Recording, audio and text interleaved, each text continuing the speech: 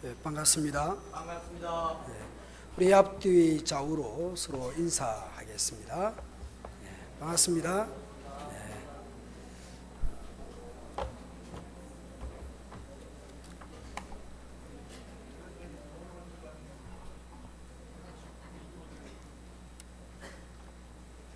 요즘 우리가 열왕기상을 묵상하고 있죠.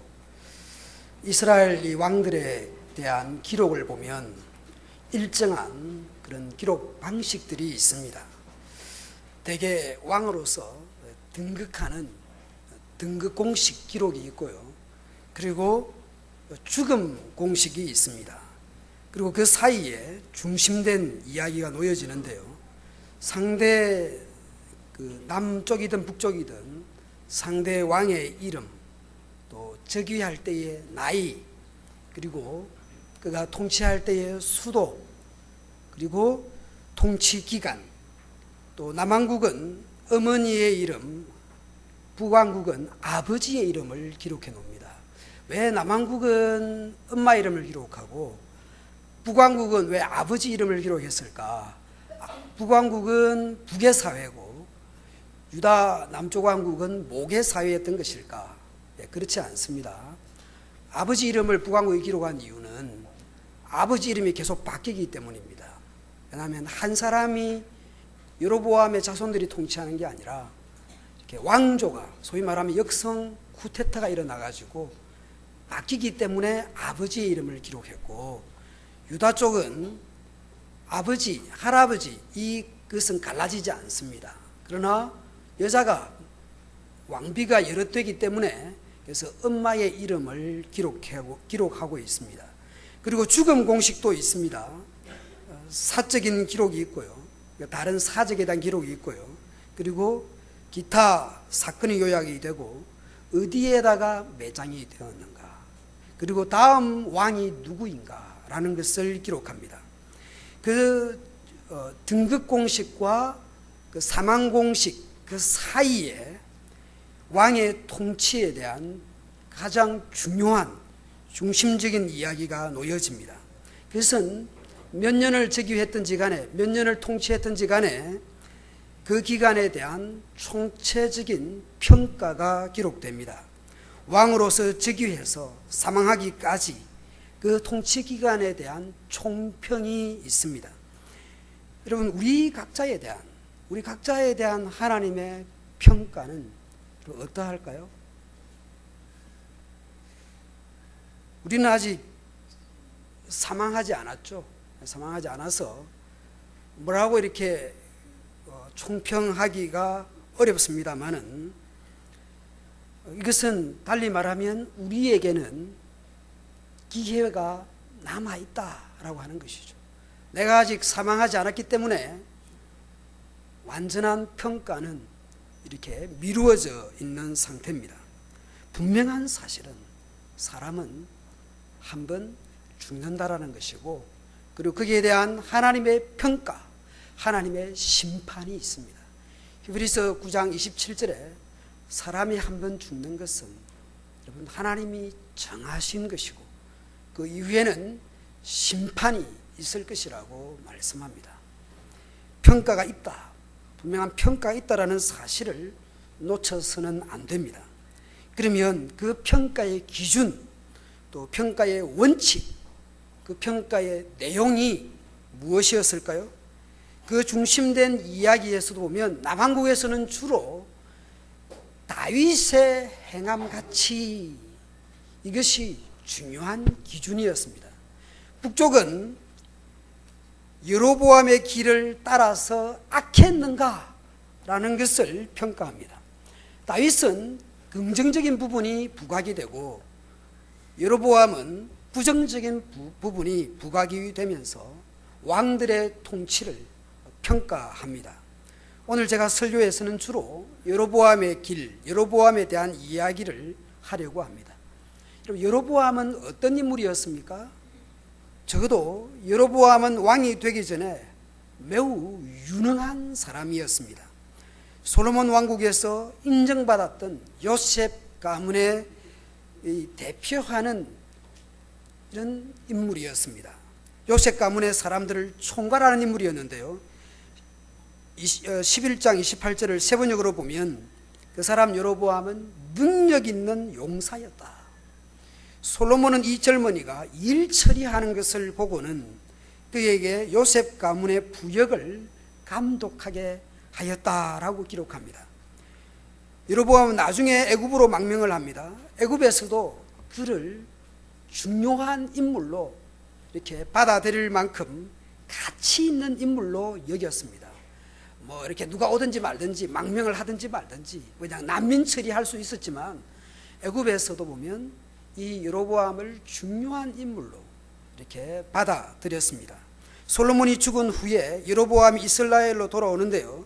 12장 2절 3절 상반절에 보면 여전히 애굽에 있는 중에 무리가 사람을 보내서 그를 불렀다.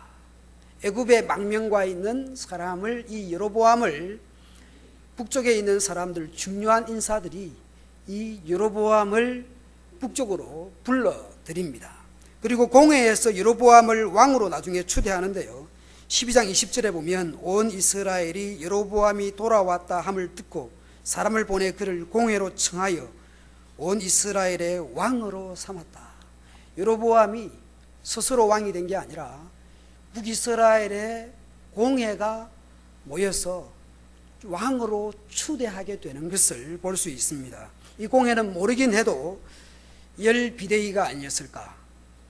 열 지파 비상대책위원회 들어보셨죠? 비대위. 여러분, 열 지파 비상대책위원회 여기로부터 공적으로 추대를 받습니다. 외교, 정치, 행정에 밝았던 솔로몬이 그 솔로몬 정권 하에서 이 여로보암의 능력, 일하는 어떤 실력 이런 것이 평가되어서 그래서 그가 인정을 받아서 솔로몬 정권 하에서 발탁이 된 인물입니다. 에브라임 지파와 므낫세 지파에 여러분 그러니까 이 므낫세와 에브라임의 이 요셉 가문의 전체 총괄하는 임무를 솔로몬 정권이 일을 하는 걸 보면서 이 사람이 진짜 일을 잘하는구나. 그래서 일을 맡긴 그런 인물이었습니다. 그리고 자기 권력이 아닌 북쪽의 열 지파가 중요한 공적인 그런 대표자들 모임에서 이 여로보암을 왕으로 추대한 그런 인물이었습니다. 그러면 여로보암이 왜 애굽으로 도망을 갔습니까? 아히야 선지자가 자기의 새 옷을 12조각을 찢어가지고 10조각을 여로보암에게 주었습니다. 그 의미는 10지파를 여로보암의 통치에 맡긴다라는 그런 의미 있는 상징이었습니다. 이것을 눈치챈 솔로몬이 여로보암을 죽이려고 했기 때문에 여로보암이 애굽으로 망명을 한 것이죠. 여러분, 이 사울과 다윗, 여러분 솔로몬과 여로보암, 여러분 좀 닮아 보이지 않습니까? 잘 보시면 이 사울과 다윗, 솔로몬과 여로보암이 상당히 많이 닮아 보입니다. 사무엘상 15장에 보면 사무엘이 그 사울 왕에게 그런 말을 하죠. 이 불순종한 이 사울 왕국은 결국 하나님께서 버리시고 왕의 이웃에게, 왕보다 나은 왕의 이웃에게 주셨습니다.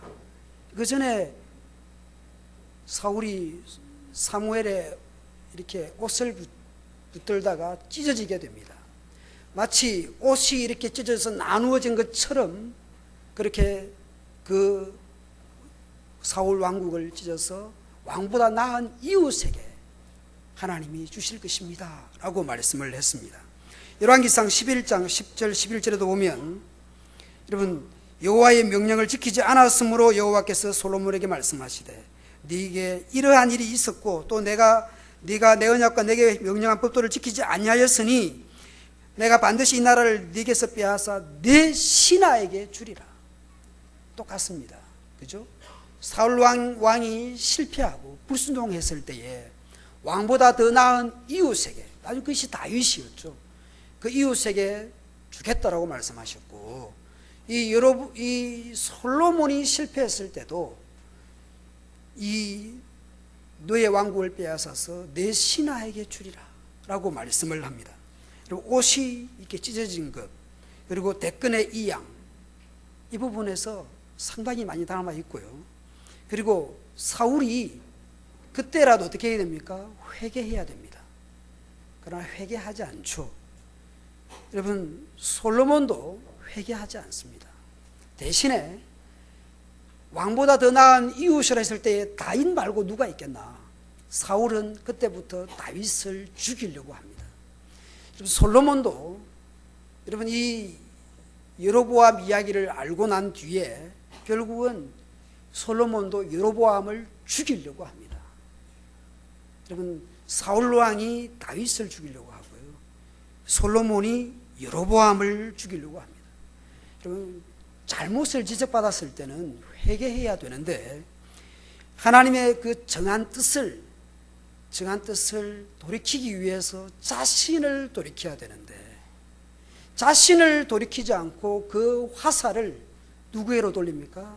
다윗에게로, 여로보암에게로 돌리는 것이 사울왕과 솔로몬이 상당히 많이 닮아 있습니다. 회개해야 될 사람이 여전히 자기 권력을 휘두르는 이 모습은 인간사에 언제나 드러나는 것이죠. 여로보암은 북쪽 열지파로부터 초빙을 받아서 북왕국의 초대 왕이 됩니다. 오해할 수 있는 부분은 있죠. 유다는 흥하여야 되고 북이스라엘은 망해야 된다라고 하는 그런 선입견을 가질 필요는 없습니다. 유다 왕국은 잘 돼야 되고 북왕국은 뭐 그냥 이렇게 의미 없는 그런 것으로 생각해서는 안 됩니다.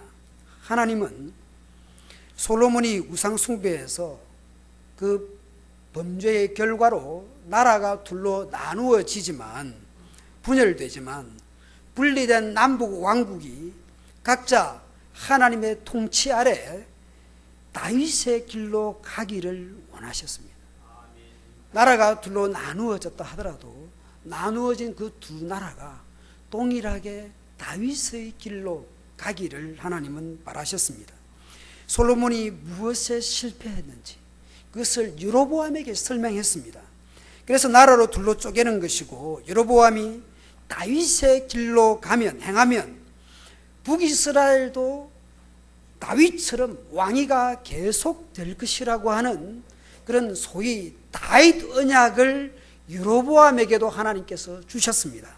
그것이 열왕기상 11장 33절에 나오는데요. 여러분, 이 솔로몬이 어떤 부분에서 실패했는지, 그래서 그 실패에 대한 징계로 나라를 둘로 나눕니다. 그런데 열왕기상 11장 38절을 같이 읽어보겠습니다. 시작.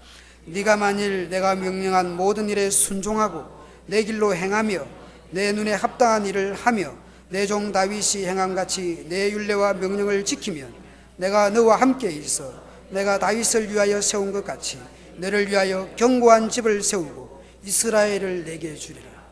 여러분, 하나님께서 다윗만 편애한 것이 아닙니다. 여러분, 유능하고 실력 있는 그 여로보암, 여러분, 남쪽 솔로몬 왕국에서도 정권하에서도 인정받았던 그 사람, 애굽에게서도 인정받았던 그 사람, 열지파에서도 북이스라엘 열지파에서도 인정받았던 이 여로보암에 대해서 하나님께서도 다윗처럼 하면 똑같은 다윗과 같은 그런 은혜를 베풀겠다라고 약속하셨어요. 무왕국은 처음부터 잘못되기를 바라신 것이 아닙니다. 그런데 여로보암이 왕이 된 후에 어떻게 합니까?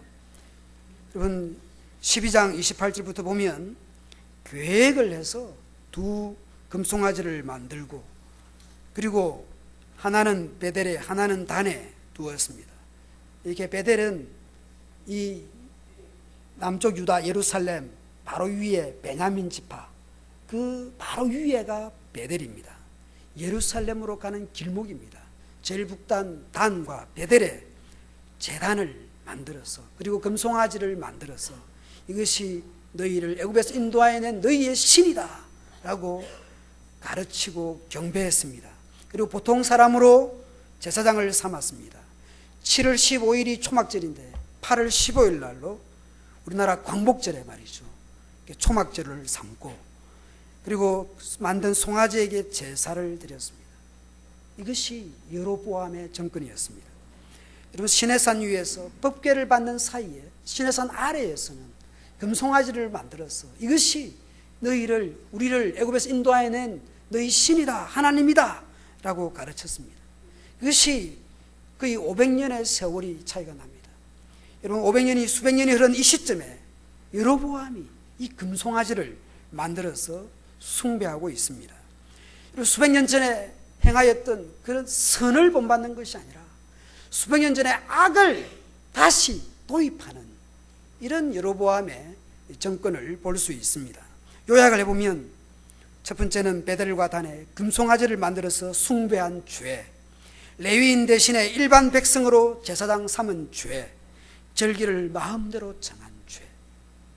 여러분, 이 레위인 대신에 일반 백성으로 삼는 건요, 왜 그렇게 했겠습니까? 여러분, 왕이 제사장을 임명한다는 것은 재정일치를 추구하는 것입니다. 제사장을 내 밑에 희하에 두는 것입니다. 내 마음대로 하겠다는, 나한테 충성하라는 것입니다. 제사장으로 임명함으로써 어떻게 됩니까? 내가 신적인 지위를 갖는 것이죠. 이 갈등이 우리 세계 역사에 중세시대에 나타나지 않습니까? 황제권과 교황권으로 서로 다투듯이. 그리고 말은 좋죠. 오늘 읽었던 본문에도 보면 자원하면 해. 그래, 원하는 사람 누구든지 할 수 있어. 그럼 말이 멋있죠. 야, 원하면 하면 되지. 꼭 뭐 레위인이 해야 되나. 여러분, 엄청 멋있는 겁니다. 자원하는 것은 멋있는 거죠. 네, 그렇게 이 북이스라엘의 종교를 만들어 갔습니다. 이것은 뭡니까? 전부 다 자기 통치를 강화하는 것입니다. 인간이, 유능한 인간이, 여러분, 유능하고 실력 있는 인간이 여러분 언제나 이렇게 변질될 수 있는 것이 여러분 사람입니다. 자기 통치 강화를 위해서 예루살렘으로 가면, 성전으로 가면 마음이 돌아설지 모르니까, 그래서 내 왕위가 이렇게 흔들릴 것이라고 생각을 한 것입니다. 정치적 판단을 해서 종교라고 하는 것을 내 권력의 도구로 사용하는 것입니다. 이렇게 하는 것은 하나님께서 원하는 방식이 아니었습니다. 그래서 하나님께서는 여로보암에게 몇 가지 방식으로 경고를 합니다. 하나님의 사람을 보낸 겁니다. 하나님의 사람. 그것이 여러분 우리가 그 13장에서 볼 수 있는데요. 제가 길게 이렇게 기록을 했습니다만은 하나님의 사람을 보내서 여러분 요약을 하면 이렇습니다. 세 가지입니다. 베델의 제단이 여러분 둘로 나누어집니다. 여러분 얇은 돌로 했겠습니까? 제단을? 제사 지냈는데 제단을 얇은 돌로 했겠습니까? 또 올라가 보면 여기 산에 올라가면 제단 두께 이만큼 되죠. 저 큰 돌멩이를 어떻게 저 산원단까지 들고 올라갔는지. 여러분 제단을 아무렇게나 만들지 않았겠죠. 그래도 중요한 왕의 제단인데, 그죠? 베델의 제단이 둘로 나누어졌습니다. 그리고 자신의 손이 마르거나 굳어졌습니다. 기도로 다시 회복이 됩니다. 그런데 회개하지 않습니다. 하나님의 사람은, 그 사람은 그 어떤 호의도, 물도 음식도, 가는 길도 봤던 길로 돌아가지 않는 그 어떤 호의도 거절합니다. 당신이 하고 있는 제사, 당신이 하고 있는 수만 가지의 제사, 하나님께서 다 거절한다라고 하는 그런 의미입니다. 여러분, 손이 말라서 다시 회복되었을 때에 무엇을 위해서 기도해야 되겠습니까? 자기 손도 회복되기를 기도해야 되지만 내가 하나님 앞에 바르게 될 수 있도록 그런 돌이킴, 그것을 위해서 기도해 주시오. 내가 하나님 앞에 바르게 살아갈 수 있도록 기도해 주시오. 이런 기도의 요청은 없습니다. 내가 살아가는데 가장 필요하고 절실하고 불편한 이 손이 다시 성한 손 되는, 내가 이게 너무 불편하다, 그것만, 내 불편한 것만 하소연을 하지, 내 하나님 앞에서 내가 뭘 잘못하고 있는가, 거기에 대한 회개나 거기에 대한 기도나 거기에 대한 요청은 드러나지 않습니다. 여러분, 다윗도 보면 정말 나쁜 왕이죠. 30인 장군 중에 들어갔던 우리야, 특별 휴가를 주어도 자기 집에 가지 않는, 군복을 입은 완전군장한 채로 텐트에서 집 안에 들어가지 않는, 자기 처자식 보러 집에 가지 않는, 자기 집에 냉장고에 물 한 잔 마시러 가지 않는 우리야. 이러한 장군이 우리 대한민국에 많아야 되는데, 그죠? 북한에서 미사일 쏴도 자기들은 골프 치러 가는 이런 장군들이 다스리는 나라, 이해가 되지 않죠. 그런 우리야를 전쟁터에 내몰아서 북풍 작전을 벌려서 우리야를 죽게 하는 이런 다윗, 살인교사, 살인지시, 군권, 동원, 온갖 것을 동원해서 살인과 성폭행을 일삼았던 이 다윗, 정말 나쁜 왕입니다. 그럼에도 불구하고 그가 회개했습니다. 철저히 회개했습니다. 그것이 다윗이었습니다. 여러분, 다윗은 물론 회개했다고 끝이 아니었죠. 그가 평생 백주대낮에 자기의 첩들이 백주대낮에 자기 아들한테 성폭행을 당하는 이런 죄의 책임을 감당해야 했습니다. 희생을 그는 치루어야 했습니다. 여로보암은 말랐던 손이 회복되는 것은 그런 기적을 맛보았지만 회개하지 않았습니다. 그는 여전히 죄 가운데 있었습니다. 그는 여전히 개선하거나 개혁하지 않았습니다. 하나님은 또 다른 극단적인 산명의 죽음을 통해서 여로보암이 회개하기를 원하셨습니다. 열왕기상 13장 34절 33절 4절에 보면 여로보암이 이 일 후에도 그 악한 길에서 떠나 돌이키지 않았다. 백성들이 중에 원하면 그래, 자원하는 거야, 그래, 줄 서는 거야, 그래, 너가 제사장 해, 너가 제사장 해. 여러분, 계속 그렇게 유지를 한 것입니다. 제단을 없애지도 않았고 여전히 똑같이 그렇게 하고 있었습니다. 여러분, 이 일 후에도 이 일이 뭐겠습니까? 13장에 보면 베델에 나이 든 선지자가 등장합니다. 하나님의 사람, 13장에 사는 하나님의 사람은 유다에서 베델로 온 사람입니다. 그 하나님의 사람이 전한 그 경고가 이 나이가 많은 늙은, 성경, 우리 개혁 성경은 늙은 데 있죠. 나이 든 이 선지자가 경험적으로 봤을 때에 이 하나님의 사람 유다에서부터 왔다는데 이게 과연 나라를 혼란스럽게 만들고자 하는 그런 선지자인지, 이게 진짜 그 메시지가 정말 진짜인지를 진위를 파악하기 위해서 거짓말을 동원해서 이 하나님의 사람의 메시지를 시험했습니다. 그는 하나님이 나한테 당신을 초대해서 식사 대접을 잘 하라고 나에게 말씀하셨다고 거짓말을 해가지고 이 하나님의 사람, 이 하나님의 선지자가 죽습니다. 그러나 베델 선지자는 그의 죽음을 통해서 이 하나님의 사람이 전한 메시지, 이것은 분명하고 이것은 분명한 하나님의 말씀이다 라는 것을 확인하게 됩니다. 그래서 그는 이 하나님의 사람에 대한 미안한 마음으로 그의 장례를 치루어주고 자신이 죽고 난 뒤에도 자식들에게 유언을 해서 내가 죽은 난 뒤에도 그 하나님의 선지자의 무덤 옆에 나를 묻어다오, 그렇게 이야기를 하면서 그 사람이 전한 메시지는 확실하고 하나님의 말씀은 분명하다고 그가 죽으면서도 그 말을 했습니다. 여러분, 베델 선지자는 그의 죽음을 통해서 하나님의 사람이 전한 하나님의 말씀이 확실하다라는 것을 확인시켜 주었습니다. 그래도 여러분, 여로보암은 돌이키지 않습니다. 에이, 유다에서 왔으니까 저런 소리 하지, 그런 이야기를, 그런 생각을 했을지 모르겠습니다. 그런데 자기 베델에 자기의 경험 많은 그 원로급의 선지자가 죽으면서까지도 저 말씀은 진짜 하나님 말씀이라고 증명을 했습니다. 입증을 했습니다. 그래도 돌이키지 않습니다. 33절에 여로보암 이 일 후에도 그의 악한 길에서 떠나 돌이키지 않았다.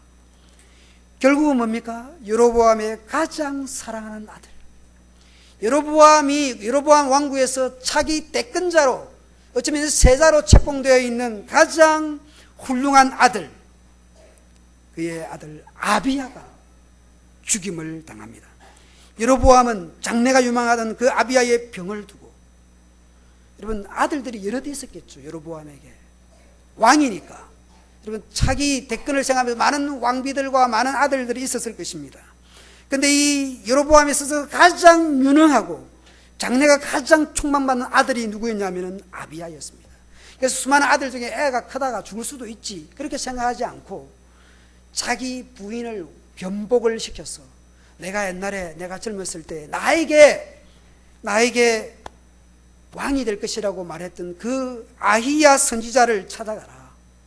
그래서 자기 아들이 어떻게 될 것인지, 그 선지자에게 이제 처음으로 왕이 되고 난 뒤에 자기가 가장 절박한 상태에서 그 선지자를 찾아갑니다. 그것이 14장 1절부터 4절에 나타나고 있습니다. 자기 아들 아비야가 병들었다. 그리고 여러분 얼마나 자존심 상할 수 있지 않겠습니까? 이제서야 그 선지자를 찾아가. 왜냐하면 이 아비야라는 아들은 보통 아들이 아니었습니다. 그래서 실로에 있는 아히야를 찾아가는데, 아히야는 뭡니까? 나이가 많아 눈이 어두워 보지 못합니다. 나이가 많고 늙어서 앞을 보지 못하는 그런 상태입니다. 그런 상태인데도 이 여로보암의 아내를 변장을 시켜서 보냅니다. 아히야는 그냥 가도 사람을 못 알아볼 정도로 나이가 많고 눈이 어두웠습니다. 여러분 나이가 많다라는 것은 불행한 것이 아닙니다. 제가 이제 카톡에 프로필 사진을 바꾸었는데요. 31년 전 제가 그 사진인데요. 지금 볼 필요 없어요. 또. 그 31년 전 제가 그 사진을 지리산에 찍은 건데요.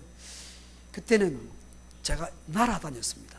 지금은 둔할 대로 둔해가지고 이렇게 아무것도 못하는, 나이는 많지 않지만 느릴 대로 느려 터진 몸이 되었지만, 그래도 그 당시는 제가 산과 산을 뛰어넘지는 못했지만 지리산의 모든 바위는 뛰어서 올라갔다 뛰어서 내려왔던 그런 시절이 있었습니다.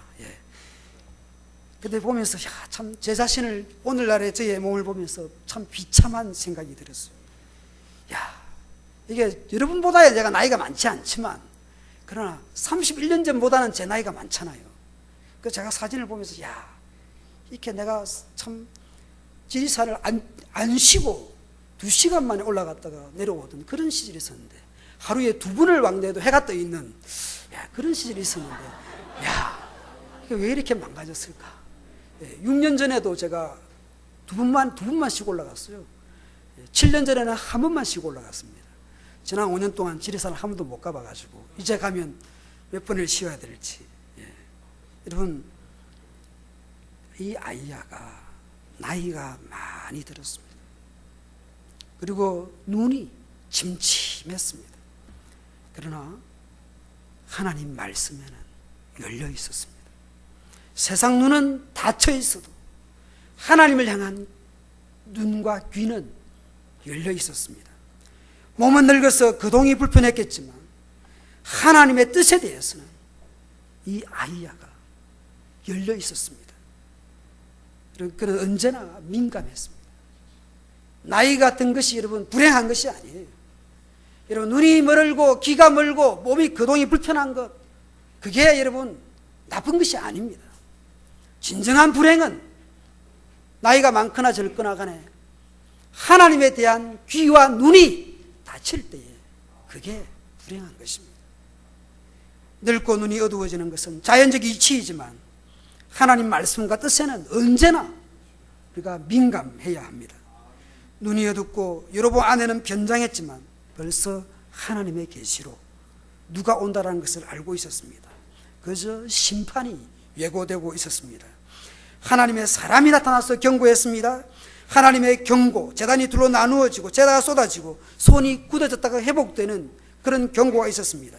그래도 회개하지 않았습니다. 처음으로 왕으로 부름받았을 때에 하나님 주셨던 말씀을 따라서 살아갔으면 좋았을 텐데 그렇지 않았습니다. 중간에도 하나님의 말씀과 기적이 있었습니다만은 자기의 생각, 자기의 주장, 자기 권력에 집중을 했지 하나님의 말씀에 대해서는 등한시했습니다. 자기의 가장 사랑하는 아들이 죽어갈 그때서야 늙은 선지자를 변장을 해서 찾아가고 있습니다. 결국 그가 만든 제단과 금송아지는 자신을 지켜주지 못했습니다. 솔로몬의 실패로 자신에게 왕권이 돌아왔는데 동일한 실패를 여로보암이 하고 있는 겁니다. 내 선대왕이 이런 면에서 실패했다. 그러면 나는 그 부분에서 실패하지 않아야 되잖아요. 내 바로 앞에 왕이, 그래서 내가 어부지리로 왕이 된 거 아니에요. 내 앞에 선대왕이 잘했으면 나는 왕이 안 돼요. 그러나 그 내 솔로몬, 내 선대왕이 잘못했기 때문에 내가 10개나 12개 중에 10개나 내가 지는 그런 왕이 된 겁니다. 그러면 나는 적어도 그 왕이 했던 그 짓은 안 해야죠. 그래서 하나님은 그래도 경고를 하고 메시지를 보내고 하나님의 사람을 보내었습니다. 여러분, 솔로몬에게 하나님이 두 번 나타나셔서 말씀했습니다. 그래도 솔로몬은 하나님 말씀을 듣는 게 아니라 아내들의, 여자들의 이야기, 자기 와이프의 이야기를 더 귀담아 들었습니다. 여러분, 마누라 말을 듣지 말라는 게 아니라 여러분, 아내의 말을 들어도 어떻게 됩니까? 가려가면서 들어야죠. 여러분, 하나님 말씀과 자기 왕 같은 자기 와이프의 말씀과 뭐가 더 중요합니까? 대답들을 못 하시네. 예. 남편도 말 못하고 아내도 말 못하고, 예. 오늘 우리 시대가 이렇게 되고 말았습니다. 여러분, 여로보암 역시 여러분 우상 숭배로 솔로몬의 전처를 밟습니다. 여러분, 3명의 중요한 인물들이 사망합니다. 하나님의 사람, 자기 베델에 경험 많고 유능하고 정말 실력 있는 나이 든 선지자가 사망을 했습니다. 그래도 돌이키지 않았습니다. 그 다음에 누굽니까? 자기의 가장 사랑하는 아들 아비야가 죽습니다. 하나님은 다윗의 길로 가기를 바라셨지만 여로보암은 죄악의 길로 갔습니다. 그를 이어 왕이 되었거나 쿠데타를 일으켜 왕권을 잡은 이들조차 여로보암의 길을 따랐습니다. 여러분, 등극 공식과 죽음 공식 사이에 다윗의 길로 갔는가, 다윗의 행함같이 행하였는가, 여로보암의 길로 갔는가, 그것이 중요한 평가의 기준입니다. 여로보암은 하나님의 여러 가지 경고에도 끝까지 악한 길을 간 사람입니다. 다윗도 악한 죄를 저질렀지만 선지자의 나단 선지자, 갓 선지자의 경고 앞에 회개했습니다. 다윗이나 여로보암이나 둘 다 악하다고 말할 수 있습니다. 그러나 죄악 이후에 하나님의 경고 앞에 어떻게 반응했는가? 전혀 달랐습니다. 하나님의 경고 앞에 우리는 어떻게 반응하느냐에 따라서 선과 악이 나누어지는 겁니다. 똑같이 우리 다 똑같이 악한 일이고 우리 다 같이 죄인이에요. 똑같은 죄인인데 똑같은 죄를 저지르면서 사는데 하나님 말씀을 들었을 때 어떤 반응을 하는가? 거기에 진정한 의와 악인이 구분되는 것입니다. 오늘 나는 나의 자녀와 후배와 후손들에게 여러분 무슨 길을 보여주고 있습니까? 저는 목사이지만 여러분, 제가 제일 가르치기 힘든 족속들이 누구라고 생각하십니까? 저희 집에 있는 아이들이. 내 아이들은 저 양반이 지금 설교를 잘하는지 못하는지 관심 없어요. 내 앞에 열심히 찬양 부르는데 세 곡을 아까 불렀잖아요. 끝까지 입을 다물고 노래를 안 하고 이렇게 딴 데 쳐다보고 있었던 하여튼 넷째가 있어요. 나 끝까지 보고 있는데도 현준 형제 뒤에 딱 앉아, 지가 안 보는 줄 알아. 이런 말 하면요, 집에 가면 이런 말 한다고 뭐라 해요. 지가 열심히 안 한 거는 생각 안 해요. 여러분, 자식을 속일 수 없어요. 자기 와이프, 자기 가족은 속일 수가 없어요. 제가 여러분은 속일 수가 있습니다. 그러나 내 자식은 속일 수가 없는 겁니다.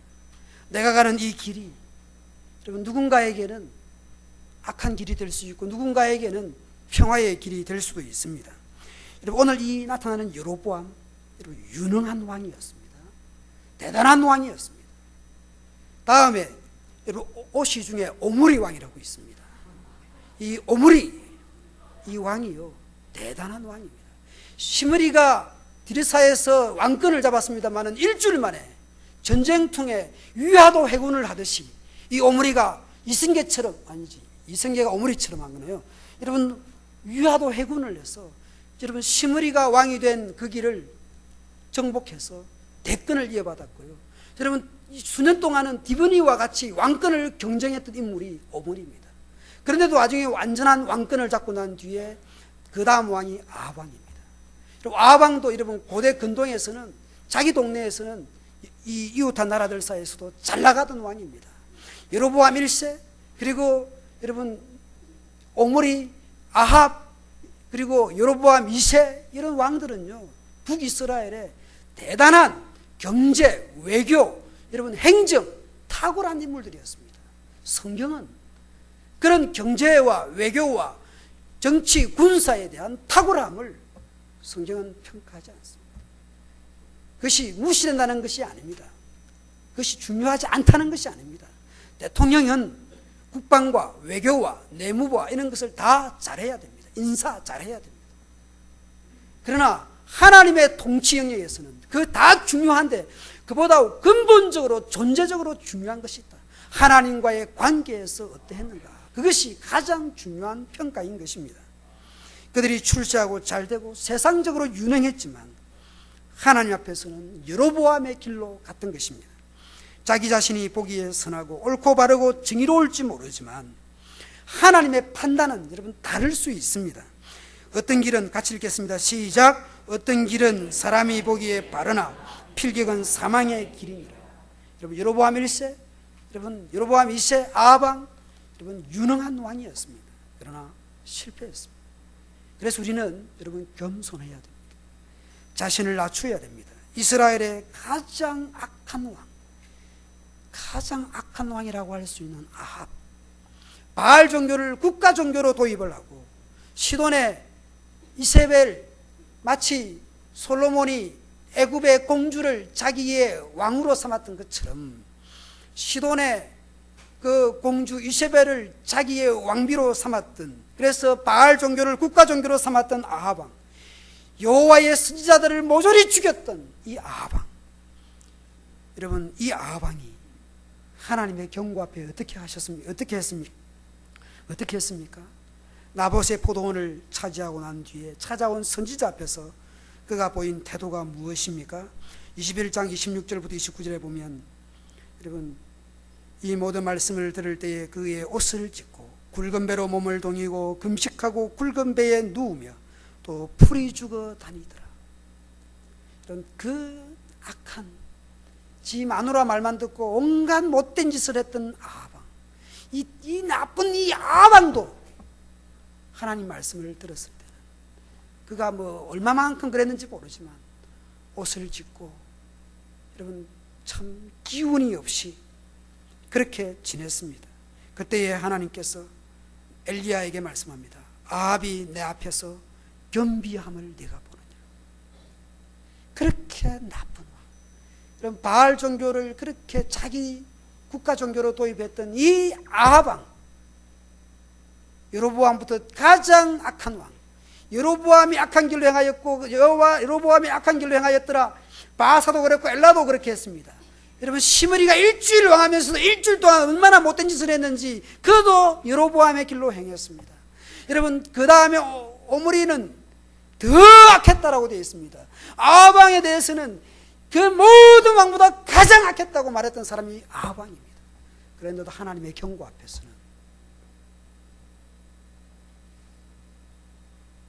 풀이 죽어 다녔습니다. 하나님께서는 조금만 겸손해도요 하나님은 하시는 겁니다.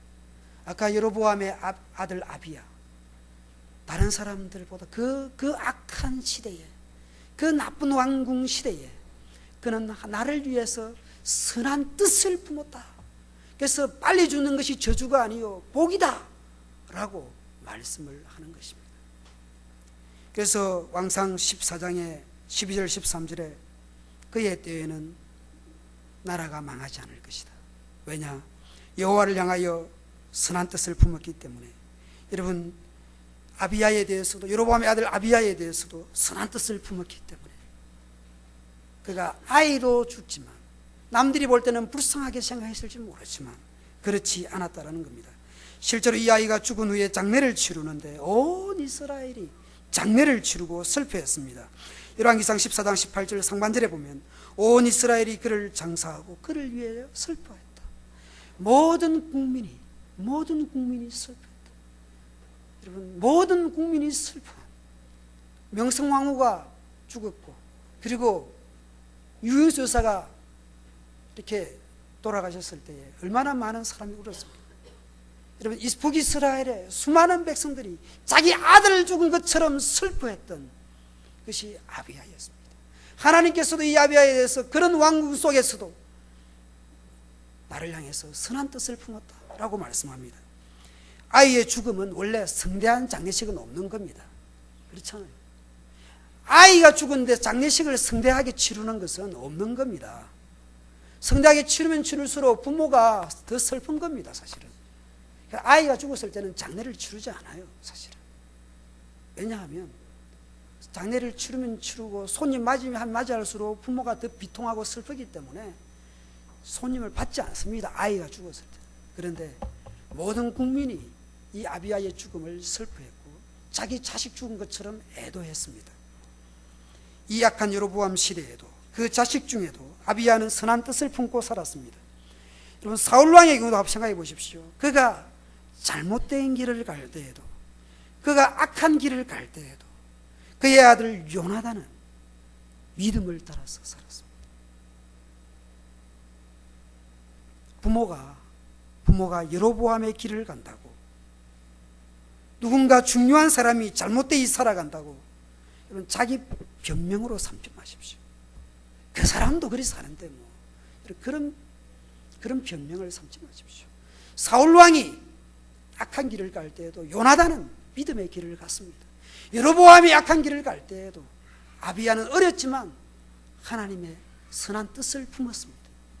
세상에 유명한 누구가 내가 아는 어떤 훌륭한 사람이 그렇게 망조각 든다 하더라도 나는 나의 선한 길을 가야 되는 것입니다. 그걸로는 하나님 앞에 변명이 될 수 없어요. 누구도 그렇게 살았고 누구도 그렇게 살았고 그래서 우리는 나도 뭐 그래도 뭐 나는 그보다는 아닙니다. 그런 식으로 우리의 삶을 변명해서는 안 됩니다. 물론 우리는 내 뒤에 따라올 누군가를 생각하면서 내 자식과 내 손자들을 생각하면서 나는 다윗의 행함같이 살아야 됩니다. 혹여 내가 죄를 범했을지라도 하나님 말씀 앞에 회개하고 다윗처럼 돌이키고 죄책을 감당하고 희생을 감당하고 그렇게 살아야 합니다. 내가 오늘 걷는 이 길은 누군가가 나를 바라보고 있고 누군가가 내 길을 따라올 수 있다라는 두려운 마음을 가져야 됩니다. 그리고 여러분 분명한 것은 하나님의 평가가 있다라는 것입니다.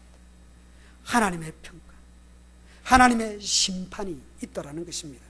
나는 누구를 따라서 살았는가?